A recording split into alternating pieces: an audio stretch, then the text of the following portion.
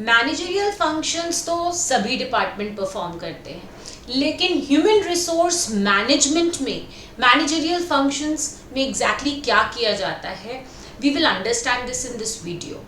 Managerial functions कोई भी department जब परफॉर्म करता है उसका पर्पस होता है कि आपके बिजनेस का, ऑर्गेनाइजेशन के जो ओवरऑल ऑब्जेक्टिव्स हैं, जो स्ट्रैटेजिक प्लानिंग है, उससे उस डिपार्टमेंट के फंक्शंस को अलाइन करना, ये इंश्योर करना कि वो डिपार्टमेंट ऑर्गेनाइजेशन के ओवरऑल ऑब्जेक्टिव्स और उसकी विजन को अचीव करने में हेल्प करे। वो ये कैसे करेगा, यही इंश्योर करना होता है, देखना होता है थ्रू मैनेजरियल फंक्शंस। अब जब हम बात करते हैं ह्यूमन रिसोर्स डिपार्टमेंट की, ह्यूमन रिसोर्स डिपार्टमेंट के लिए जब वो मैनेजरियल फंक्शंस परफॉर्म करेंगे तो उनका फोकस कहाँ होगा? उनका फोकस होगा ह्यूमन रिसोर्सेस पर।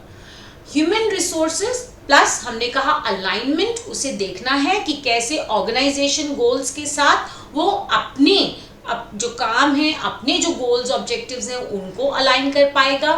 एंड जो बात होती है यहाँ पर वो लॉन्ग टर्म प्लानिंग की होती है।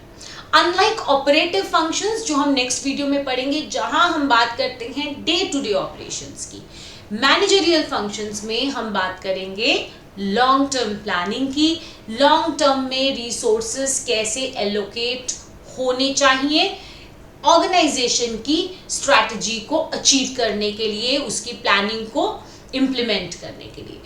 अब ये जैसा कि हमने कहा सभी डिपार्टमेंट करते हैं। प्रोडक्शन डिपार्टमेंट अपने डिपार्टमेंट को लेके चीज़ें देखेगा, क्या करेगा, प्लान करेगा कि मुझे कितना प्रोडक्शन करना है। जो आपका आईटी डिपार्टमेंट है वो अपने लेवल पर प्लानिंग करेगा, चीज़ें ऑर्गेनाइज करेगा। सिमिलरली एचआर डिपार्टमेंट भी अन्य मैनेजरियल फंक्शंस अपने खुद के डिपार्टमेंट को लेकर चीज़ें प्लान करेगा, वो चीज़ों को ऑर्गेनाइज करेगा, फिर वो डायरेक्ट करेगा और फाइनली कंट्रोल करेगा। ये हमने लास्ट वीडियो में भी पढ़ा था। इन दिस वीडियो थोड़ा सा इसमें हम और डेप्थ में जाते हैं। When I say managerial function and I talk about planning, we all know planning में जो हमारा पर्पस होता है वो ये होता है कि हम आगे की सोच सकें।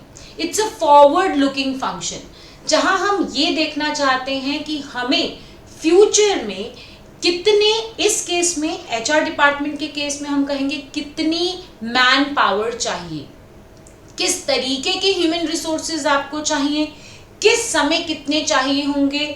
अब ये चीज़ के लिए आपको बहुत एनालिसिस भी करना होगा। सो ये जो आप प्लानिंग करते हैं सारी कि हमें कब, किस समय, कितने लोग चाहिए, ये कहलाता है प्लानिंग, जो एचआर डिपार्टमेंट करता है।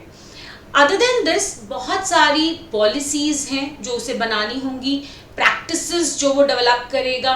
ये सब चीज़ें अगेन ऑर्गेनाइजेशन की ओवरऑल स्ट्रैटेजिक प्लानिंग को देखते हुए एचआर डिपार्टमेंट करेगा। So that is planning. Next is organising. Organising is what? Organising में हम एक स्ट्रक्चर तैयार करते हैं, रिलेशनशिप्स एस्टैब्लिश किए जाते हैं। सो HRM में व्हेन आई से ऑर्गेनाइजिंग, उससे मेरा मतलब क्या होगा? उससे मेरा मतलब है कि उस ऑर्गेनाइजेशन में जो HR डिपार्टमेंट है वो ये तय करेगा कि कौन कौन सी पोजीशंस होंगी। सो पोजीशंस क्रिएट करेगा। फॉर एग्जांपल एक ट्रेनिंग एंड डेवलपमेंट मैनेजर होगा, एक उसमें कॉम्पनसेशन जो वेजेस सैलरीज देखेगा वो होगा, एक एम्प्लॉय होगा एचआर डिपार्टमेंट में जो काउंसलिंग वगैरह ये सब देखेगा, कोई होगा जो रिक्रूटमेंट देखेगा। सो इस तरह से डिफरेंट डिफरेंट पोजीशंस जो हैं वो बना दी जाएंगी एचआर डिपार्टमेंट में, और उन पोजीशंस में रिलेशनशिप्स फिर एस्टैब्लिश किए जाएंगे। जैसे फॉर एग्जांपल अब अगर रिक्रूटमेंट डिपार्टमेंट है, रिक्रूटमेंट तो वो करेगा बट सिलेक्शन किसी और को करना है। सो ये दोनों ही जो आपने डिपार्टमेंट्स बनाए अंडर ह्यूमन रिसोर्स डिपार्टमेंट, ये कैसे इनमें आपस में रिलेशनशिप एस्टैब्लिश होगा, ये सब चीज़ें भी देखी जाएंगी। अब यहाँ ऑर्गेनाइजिंग में हम बात कर रहे हैं सिर्फ क्रिएशन ऑफ स्ट्रक्चर की, सिर्फ आपकी पोजीशंस और रिलेशनशिप्स इस्टेब्लिश करने की। लेकिन बात यहाँ ख़त्म नहीं होती, क्योंकि जब तक इन पोजीशंस पर जो मैनेजर्स बैठे हैं वो आपने जो जैसा प्लान किया, जिस वजह से जिस गोल को लेकर आपने वो पोजीशंस क्रिएट की, जब तक वो अपने एक्शन में नहीं आएंगे पर्पस सॉल्व नहीं होता। और यही करते हैं हम डायरेक्टिंग में। डायरेक्टिंग में बेसिकली आप स्टिम्युलेट करते हैं कि चीज़ों को इम्प्लीमेंट किया जाए।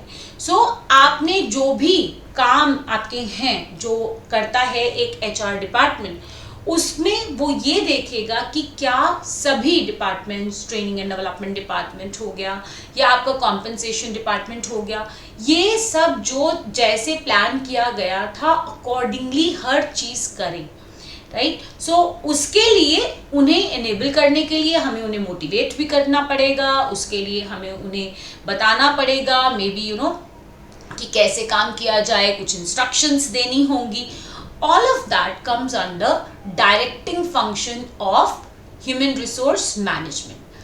Lastly, human resource management में जो function है that is controlling. हम सभी जगह पर बार कई बार हमने पढ़ा है control is what? To ensure that everything is as per plan. It's working as per plan. अगर कोई deviation है तो हम उस deviation को समय पर पता लगा लें, हम उसे चेक कर लें। तो इस केस में ह्यूमन रिसोर्स डिपार्टमेंट को ये देखना है कि क्या सभी काम जो ह्यूमन रिसोर्स डिपार्टमेंट को करने हैं, एंड अगेन जो हम ऑपरेटिव फंक्शंस में आगे डेप्थ में पढ़ेंगे, रिक्रूटमेंट, सिलेक्शन, आपका परफॉर्मेंस अप्रेजल, एवरीथिंग, क्या सब चीज़ें सही से जैसे सोची थी वैसे चल रही हैं, कहीं कुछ डिविएशन है, कहीं उसको मॉनिटर करना, अगर कोई डिविएशन है, अगर हम स्ट्रैटेजिक प्लानिंग के हिसाब से हमें लग रहा है कि हम जैसा सोच रहे थे वैसा नहीं कर पा रहे, या बिजनेस का जो ओवरऑल ऑब्जेक्टिव था वो अचीव नहीं हो रहा, मे बी हमारी प्लानिंग में ही कोई गलती थी, सो वो सब आपको आइडेंटिफाई करना है, उसको करेक्ट करना है। That is called controlling. So these were the managerial functions of HRM.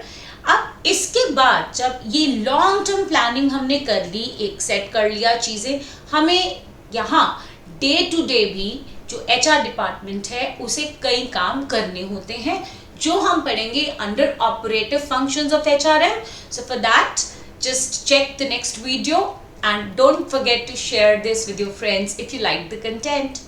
Thank you.